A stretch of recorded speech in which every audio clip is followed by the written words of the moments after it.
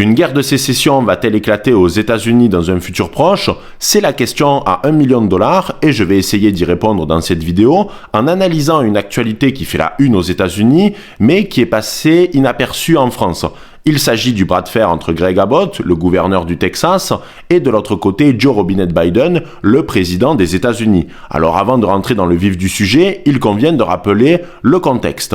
Vous le savez, les États-Unis, c'est un État fédéral. C'est inscrit dans leur constitution de 1787 et ça signifie qu'il y a un partage des prérogatives entre l'État fédéral et les États fédérés, avec à leur tête un gouverneur qui est l'incarnation du pouvoir exécutif du dit État. Par exemple, la gestion des frontières, notamment avec un État étranger, ça incombe à l'État fédéral et non pas aux États fédérés. Alors pourquoi il y a ce partage des prérogatives? Pourquoi c'est un État fédéral? Eh bien tout simplement parce que les États-Unis, c'est un territoire immense et surtout parce que les pères fondateurs partaient du principe que le peuple était un peu con, donc il fallait une sorte de garde-fou entre le peuple et l'État fédéral. Et ça rentre aussi dans une logique de décentralisation politique. Et c'est meilleur pour administrer un pays aussi grand. Et donc, cette question de l'immigration, notamment clandestine, c'est un sujet extrêmement clivant aux États-Unis. Pourquoi? Parce que les républicains veulent la réduire drastiquement et de l'autre côté, les démocrates sont dans une logique open bar. En 2016, Donald Trump s'est fait élire avec la promesse de campagne suivante « Je vais réduire l'immigration clandestine, notamment par le biais du mur », et il a réussi en partie sa mission. Mais par contre, depuis que Biden est au pouvoir, c'est plus la même limonade. En effet, selon certains chiffres, on parle de 6 à 10 millions de Mexicains qui ont franchi la frontière en seulement 3 ans. Et bien sûr, c'est de l'immigration clandestine. Il y a une administration fédérale qui est chargée de s'occuper de la frontière, c'est l'US Border Patrol, et la mission n'est pas facile. On parle de 3000 km de frontière, et l'État qui a hérité de la plus grande parcelle, c'est le Texas. Et donc, cette immigration clandestine, ça pose tout un tas de problèmes, politiques, économiques, mais surtout sécuritaires. Pourquoi? Parce que le Mexique, c'est absolument pas l'image d'Épinal, avec des pina coladas, Dani Trejo qui va te faire des petits faritas et des Holden Paso. Non, non. Le Mexique, désormais, c'est devenu un narco-État. Le terme narco-État a été théorisé par le FMI et c'est pour parler d'un pays dont les structures profondes, notamment politiques et économiques, ont été gangrénées par le commerce de la drogue. Au Mexique, il y a ce qu'on appelle des cartels qui sont extrêmement puissants, qui se sont militarisés. En plus, en parallèle, la police s'est aussi militarisée et donc, au Mexique, on assiste à des affrontements urbains complètement délirants, à des guérillas urbaines. Et il y a une sorte de paradoxe, c'est le fait que le gouvernement mexicain souhaite lutter contre les cartels, mais en parallèle, les cartels graissent la patte de politiciens ou de policiers. Donc c'est le serpent qui se mord la queue indéfiniment. Et donc, petit à petit, les cartels se sont installés dans certaines grandes villes du sud des États-Unis pour y mener des activités illégales. On parle de trafic de drogue, trafic d'armes, prostitution, bref, la came habituelle.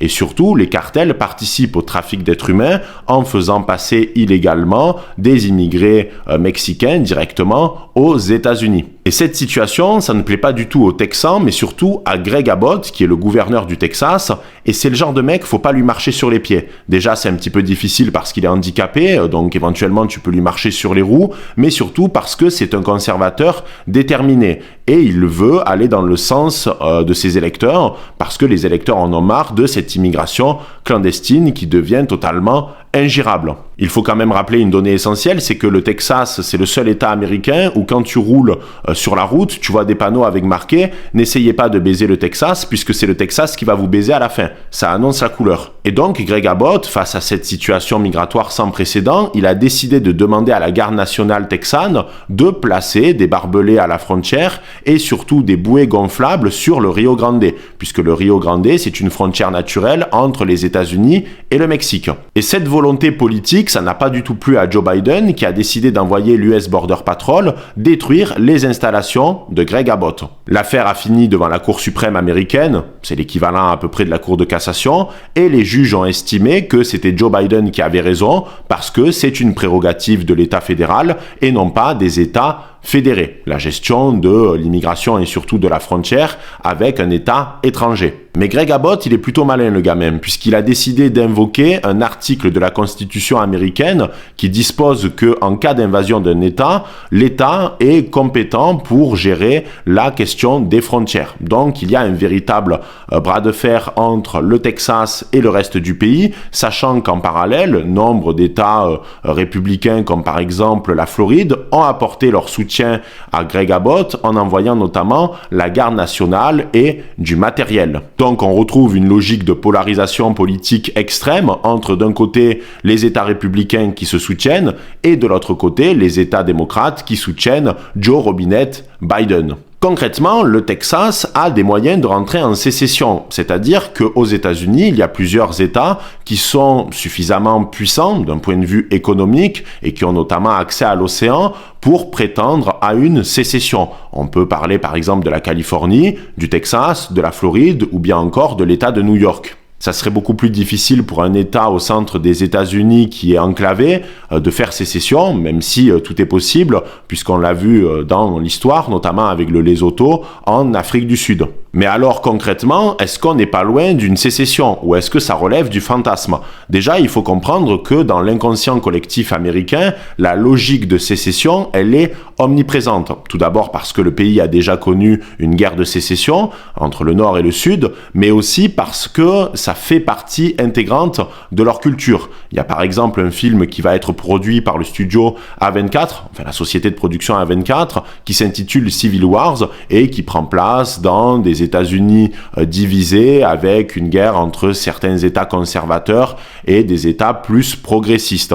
De plus, le Texas n'est pas le seul État qui a déjà parlé de la possibilité d'une sécession, puisque en effet, la Californie a voulu succomber à cette dernière, notamment pendant le mandat de Donald Trump, puisqu'il y avait un bras de fer constant entre le président républicain et les États plus progressistes.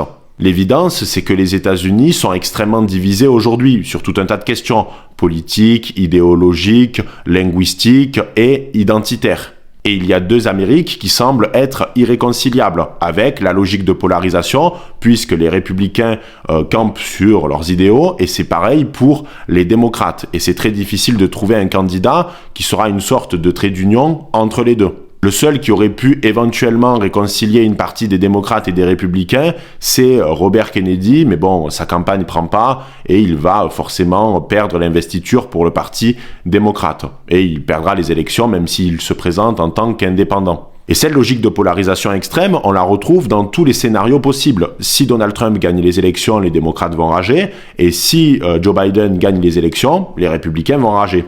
Et surtout, la question de l'immigration, c'est pas le seul sujet clivant entre républicains et démocrates. Il y a la guerre en Ukraine, la liberté d'expression, le port d'armes et l'avortement. Quand on analyse les programmes politiques des républicains et des démocrates dans les années 60-70, la différence, c'est une feuille de papier cigarette, ce qui n'est absolument pas le cas aujourd'hui. Et de toute façon, il n'y a aucun candidat capable de réconcilier deux Amériques irréconciliables, et il n'y a plus de grands projets qui puissent galvaniser les États-Unis, comme par exemple ce fut le cas avec la course à l'espace ou bien la guerre froide. Selon moi, la seule chose qui pourrait éventuellement sauver les États-Unis et recréer une sorte de sentiment national et de cohésion, c'est un affrontement avec un pays étranger majeur, comme par exemple la Chine, dans la logique du piège de Thucydide.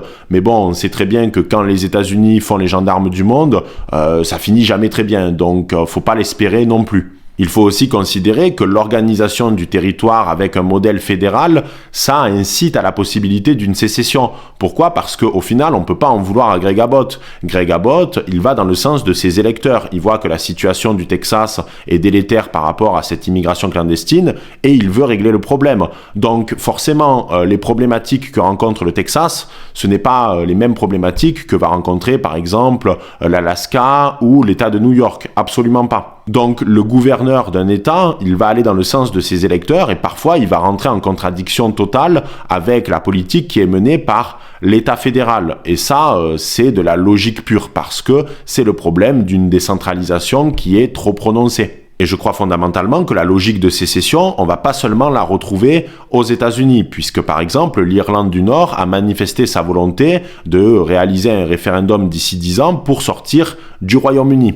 Et la sécession a encore de beaux jours devant elle. Pourquoi? Parce que dans un monde globalisé, il va y avoir de plus en plus de régions avec des identités très fortes, notamment au niveau communautaire, linguistique, idéologique, qui vont vouloir peut-être s'affranchir d'un État qui ne va absolument pas dans le même sens. Et d'ailleurs, au fond, il y a une forme de logique, c'est-à-dire qu'il y a deux Amériques qui sont irréconciliables et il y a des différences majeures entre la vision du monde d'un Californien et la vision du monde d'un Texan. Donc, la vision du futur commun, elle est très difficile.